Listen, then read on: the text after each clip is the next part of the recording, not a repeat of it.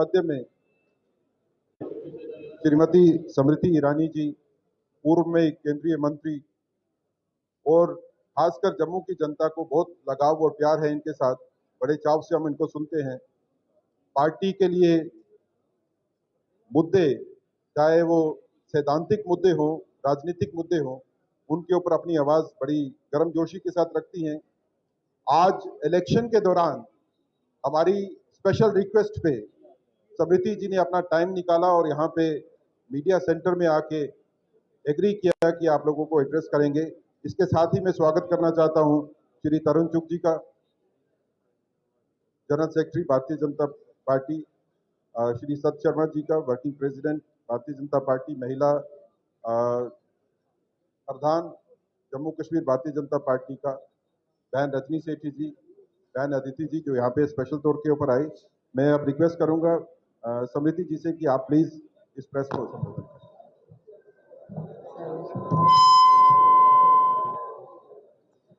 नमस्कार।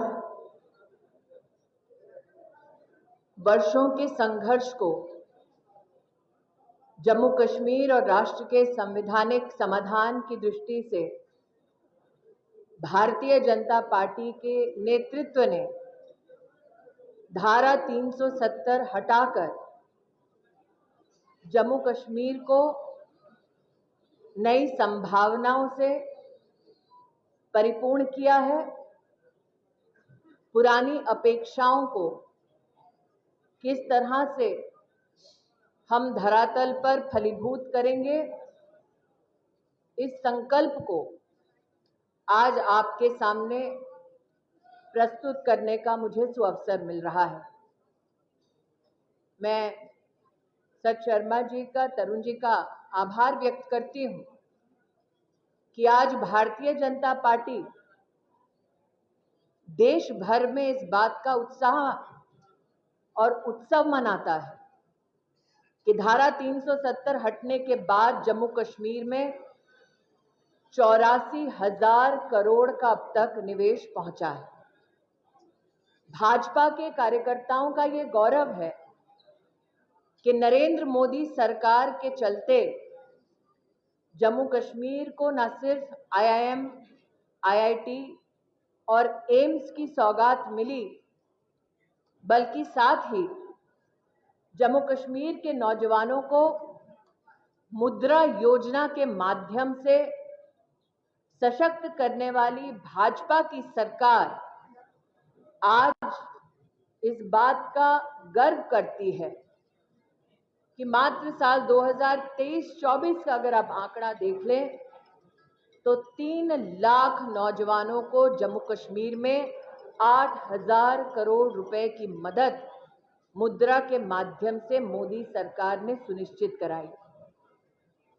इस मंच पर आज जम्मू कश्मीर की भाजपा की कुछ वरिष्ठ महिला नेत्रियां हैं जिनके साथ वर्षों तक कार्य करने का मेरा अनुभव रहा है, मेरा सौभाग्य रहा है। हम महिला कार्यकर्ताओं का ये गौरव है कि Jammu Kashmir reorganisation second amendment act 2023 के तहत 1/3 आरक्षण जम्मू कश्मीर की लेजिस्लेटिव असेंबली में महिलाओं के लिए जो सुनिश्चित की हमारे नेतृत्व ने, वो महिला के प्रति सम्मान और महिला के माध्यम से क्षेत्र के विकास को किस प्रकार से सुनिश्चित किया जा सकता है, हमारे उस संकल्प को दर्शाती है। आज 25 संकल्प जो भारतीय जनता पार्टी जनता के सम्मुख लेकर जा रही है, उनमें से कुछ संकल्पों का मैं उल्लेख करना चाहती हूं। मुझे इस बात का गौरव है और इस सभागार में उपस्थित, मंच पर उपस्थित भाजपा की महिला नेत्रियां, कार्यकर्ता इस बात का गौरव करती हैं कि प्रधानमंत्री मोदी के नेतृत्व वाली सरकार ने जम्मू कश्मीर में अब तक 84,000 सेल्फ हेल्प ग्रुप्स के माध्यम से 7 लाख बहनों को ये मौका दिया कि वो लखपति दीदी बने। महिला के सम्मान में भाजपा का संकल्प कि मां सम्मान योजना के तहत प्रति वर्ष 18,000 रुपये जम्मू कश्मीर के परिवारों में जो सबसे वरिष्ठ महिला है, सीनियर मोस्ट महिला है, उसके लिए भारतीय जनता पार्टी की सरकार ये सम्मान सुनिश्चित करेगी। हमारा ये गौरव है कि हमने उज्ज्वला योजना के माध्यम से जम्मू कश्मीर में 1,17,000 से भी ज्यादा परिवारों को जोड़ा और अब हमारा संकल्प है कि मोदी जी के नेतृत्व में उज्ज्वला की इस योजना के तहत भाजपा की सरकार जम्मू कश्मीर में बनते ही 2 फ्री एलपीजी सिलेंडर्स प्रति वर्ष प्रधानमंत्री उज्ज्वला योजना के अंतर्गत जम्मू कश्मीर के इन गरीब परिवारों में बहनों को दिए जाएंगे। हमारा ये संकल्प कि हम पंडित प्रेमनाथ डोगरा रोजगार योजना के अंतर्गत 5 लाख नई नौकरी के साधन जम्मू कश्मीर में विकसित करेंगे, इस बात से और भी सशक्त होते हैं कि मुद्रा योजना के तहत 3 लाख नौजवानों को हम ऑलरेडी जम्मू कश्मीर में मदद दे चुके हैं। कई नौजवान अभिलाषी हैं कि वे यूपीएससी और जेकेपीएससी की तैयारी करें।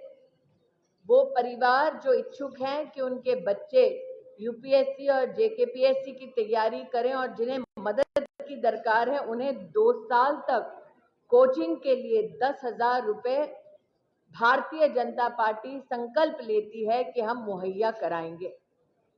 हमारे लिए ये गौरव का विषय है कि देश में डिजिटल क्रांति लाने वाले नेता का नाम नरेंद्र मोदी है और उनके आशीर्वाद से भारतीय जनता पार्टी संकल्प लेती है कि दूर दराज इलाकों में जो छात्र हायर सेकेंडरी क्लासेस में पढ़ना चाह रहे हैं, उनको लैपटॉप और टैबलेट्स देने की व्यवस्था भाजपा की सरकार जम्मू कश्मीर में करेगी।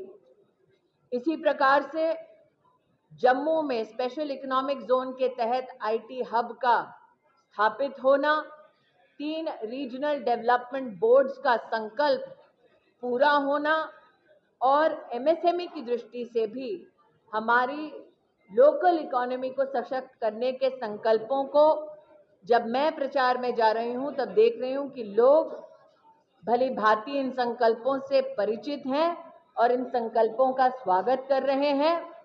इस अभिलाषा के साथ कि भारतीय जनता पार्टी की सरकार द्वारा जम्मू कश्मीर सफलता के नए आयाम देखेगी, सफलता के नए शिखरों को छुएगी, मैं कार्यकर्ताओं के माध्यम से जनता को आह्वान करती हूं कि लोकतंत्र के उत्सव में वो बढ़ चढ़कर हिस्सा लें, अपने लिए, अपनों के उज्जवल और सुरक्षित भविष्य के लिए भारतीय जनता पार्टी को अपना समर्थन दें।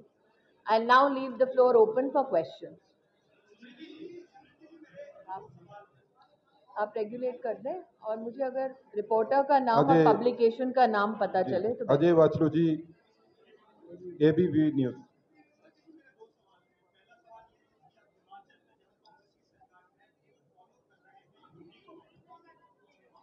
जम्मू कश्मीर से अगर कोई संबंधित प्रश्न हो तो मुझे लगता है कि जस्टिस होगा पहले जम्मू कश्मीर के सवालों का जवाब दे रहे। आपको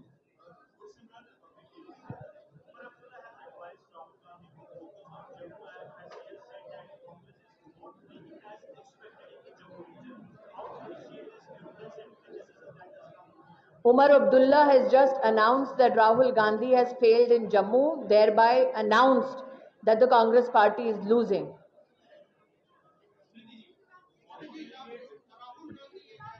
नहीं, पहले अपना नाम और चैनल को।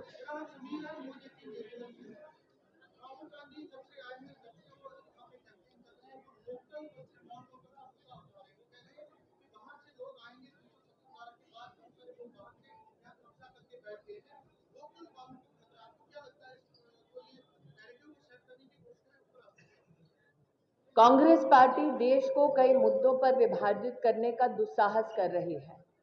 हिंदुस्तान में जन्मा हुआ व्यक्ति जिसकी रगों में हिंदुस्तानियत और हिंदुस्तान का खून दौड़ता है, क्या वो देश के किसी भी भूभाग में बाहर का हो सकता है? और ये अपने आप में हास्यास्पद है कि कांग्रेस के ऐसे अध्यक्ष भी रहे हैं जो हिंदुस्तान में जन्मे नहीं। जवाब दे दिया मैंने।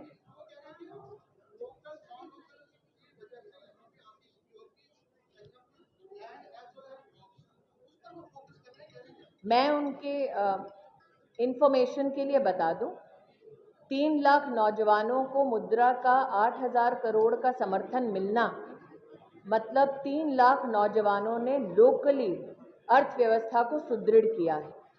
1,69,000 MSME का गत 3 वर्षों में भारत सरकार की योजनाओं के माध्यम से अर्थव्यवस्था को लोकली सुदृढ़ करना, इन सारे आंकड़ों के पीछे बैंक अकाउंट की डिटेल्स हैं।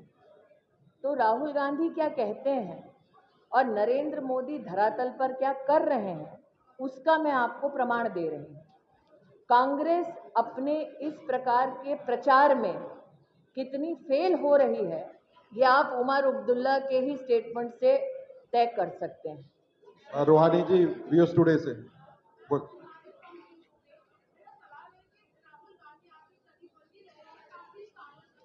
Do you have a question about Jammu Kashmir?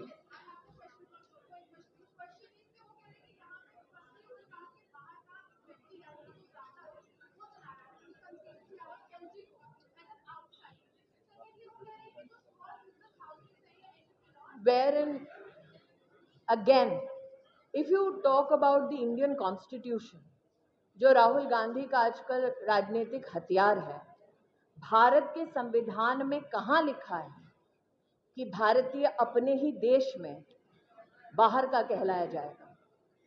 Congress party का ये बयान भारत के संवैधानिक और लोकतांत्रिक मूल्यों के खिलाफ है। क्या हम अपनों में पराये हो जाएंगे?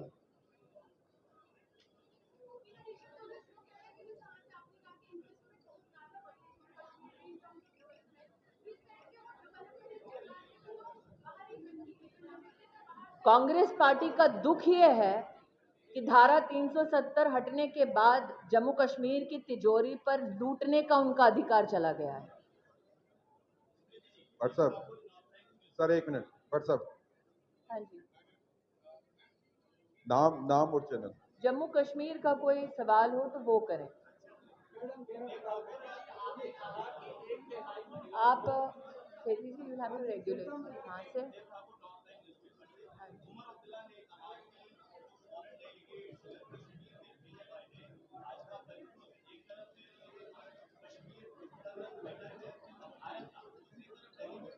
Is he meeting other foreign representatives himself? Is he confused? My question is, तो फिर वो क्यों फॉरेन डेलीगेट से मिलते हैं?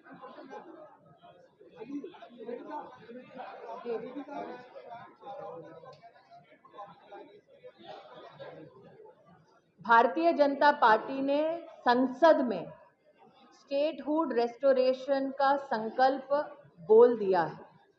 प्रधानमंत्री जी ने, गृह मंत्री जी ने और सुप्रीम कोर्ट में भारत सरकार के प्रतिनिधि सोलिसिटर जनरल ने विधिवत लिखित अपना स्टैंड रजिस्टर कर दिया है। स्टेटहुड के विषय में कांग्रेस का प्रॉमिस है आंदोलन और बीजेपी का संकल्प है रेस्टोरेशन। फर्क ये है कि केंद्र में बीजेपी की सरकार है जो इस संकल्प को पूरा कर सकती है, कांग्रेस की सरकार नहीं है। ठीक है, बस ठीक है।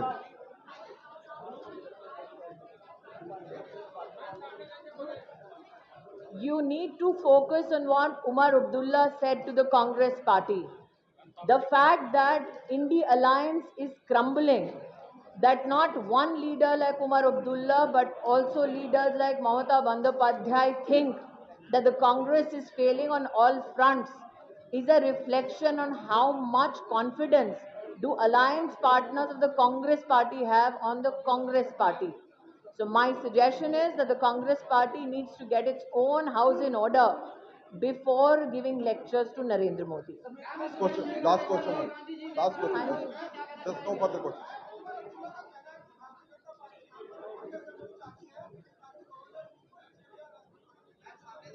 क्या उमर अब्दुल्ला साहब ने हार मान ली है? क्योंकि पहले तो कह रहे थे उनकी पूर्ण बहुमत आ रही है। भारतीय जनता पार्टी हर मंच से कह रही है कि हम सरकार बनाएंगे। हमारे यहाँ पर पॉलिटिकल स्टैंड का डाइल्यूशन नहीं हुआ है। उमर साहब का ये कहना अपने आप में आपको संकेत है कि उन्हें अपनी हार साफ दिखाई दे रही है। बस, thank you ma'am, thank you, धन्यवाद जी। Thank you.